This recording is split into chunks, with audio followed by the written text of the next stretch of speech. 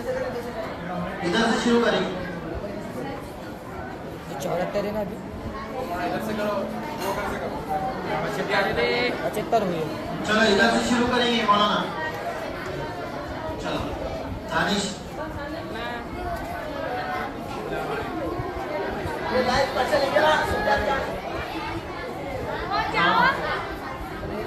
सवाल नंबर 22 हाफिज अब्दुल करीम साहब, सवाल नंबर 22 है।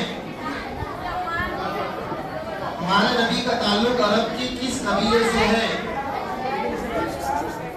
अरब के कबीले कुरैश से। चलो अफीफा जल्दी से लास्ट